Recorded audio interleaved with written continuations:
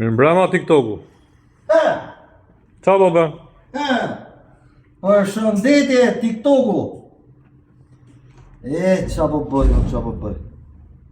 Hadi e ditë një nga përpara të shofësh qa po bëj. Se kemi gallat këtu. Atëherë.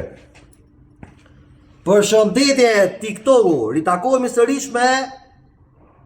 Jo me magjin. S'po thej magjin e radhës, po nese. X-Max 250 seria 2005-2007. Është i pari version i X-Maxit që është me karburator, gjithsesi edhe i fundit. Mbas prodhimit këtij motori, duke qenë se nuk doli shumë i suksesshëm seria me karburator e këtij modeli, në 6 muajin e dytë vitit 2007 doli seria me injeksion që vazhdon grupi deri në vitin 2016. Atëherë, si gjithmonë kemi thënë që X-Maxat kryesisht kanë probleme me temperaturën, me problemin e nxehjes.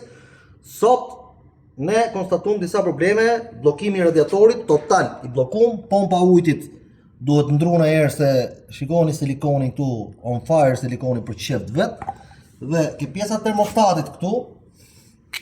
Normalisht duhet kishte i termostat, por që ka vetëm i tap. Tamam si tap Coca-Cola.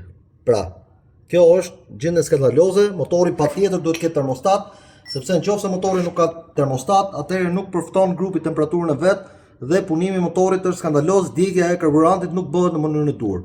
Sot operoj me radiatorin origjinal të këtij motori, është i vetmi radiator origjinal që është me 2 fishek, sepse siç mund ta shikoni, radiatori i këtij motori ka 2 fishek.